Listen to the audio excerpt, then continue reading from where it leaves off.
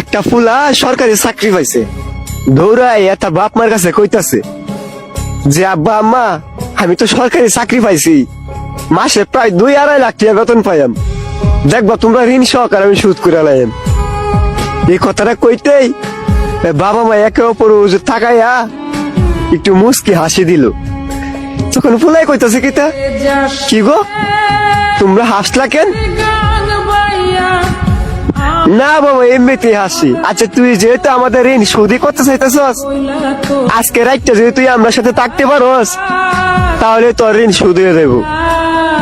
পরে ফুলাই কইতাছে কি, কই এইটা কোনো ব্যাপার হইলো? আচ্ছা ঠিক আছে আজকে রাইতে তোমরা লোক আমি ঘুমাইম।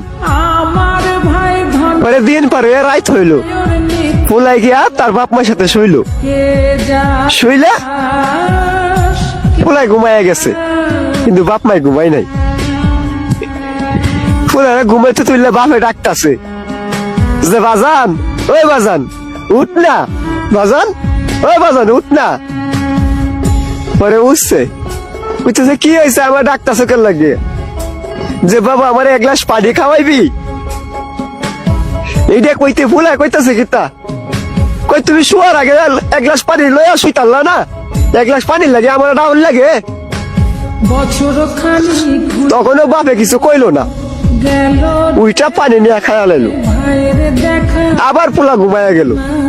এর কিছুক্ষণ পরে দেয়া আবার ডাকতেছে ফুলারে, বাজান ওই বাজান উঠ না, আমি একটু টয়লেটে যাবো।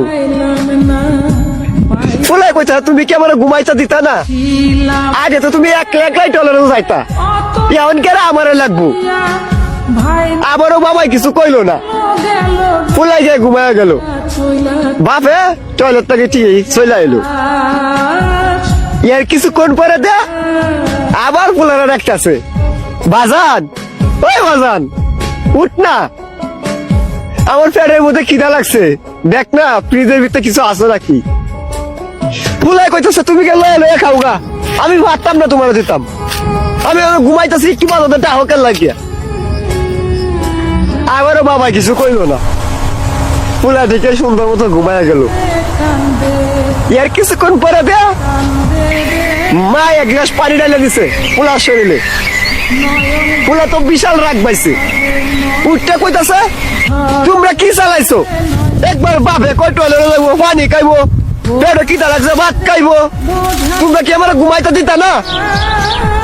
ওরা আস্তে করে বাপে উঠিয়া ঘরের লাইটটা জ্বালা দিছে, জ্বালা দিলে কইতাছে বাজান মাত্র 2-3 ঘন্টায় তুই হাফ হয়ে গেলি, হাত তোরে বড় করার লাগিয়া কত রাজ্যে ঘুমাই নাই, তাই আল্লাহ ছাড়া কেউ জানে না তোরে এত বড় করতে গিয়া কতটুক পরিশ্রম যে করছি তা তোরে বুঝায় কইতে পারতাম না।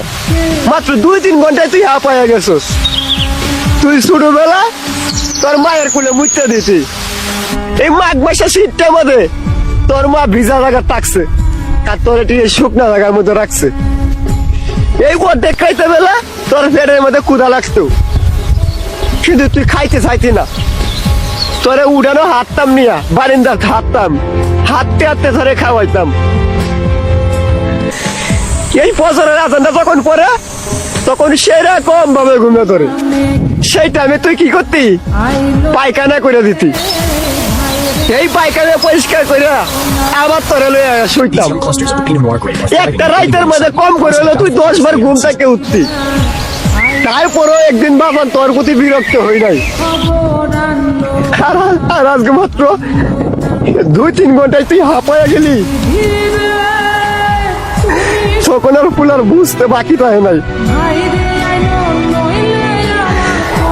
তখন সন্তানে বাবা মারে জড়ায় ধরে কান্না করতেছে আর বলতেছে আমারও বুঝার বাকি নাই, আমি বুঝা গেছি বাবা এই পৃথিবীর সবকিছু ঋণ শোধ করা গেলেও কোনোদিনও বাবা মার ঋণ কখনো শোধ করা যায় না। এজন্য বলতেছি যাদের বাবা মা এই দুনিয়াতে বাইসা আছে কোনোদিনও ভাই বাবা মা মনে কষ্ট দিও না। তুমি একদিন বুঝতে পারবা একটা সন্তানকে বড় করতে গেলে বাবা মার কতটুকু পরিশ্রম করতে হয়। বাবা মার মনে কষ্ট দিলে আল্লাহর আরো পর্যন্ত কেঁপে যায়। তাই বলতেছি ভাই, কোনোদিনও বাবা মার মনে কষ্ট দিও না। যাদের বাবা মা আছে তারা বাবা মারে মূল্য দেও, না থাকলে বুঝতে পারবা দুনিয়া যে কতটা কঠিন।